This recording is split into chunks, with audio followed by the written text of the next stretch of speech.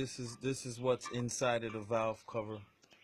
When you putting in your new oil, this is gonna contaminate your new oil every time, keeping your oil black. Look at it.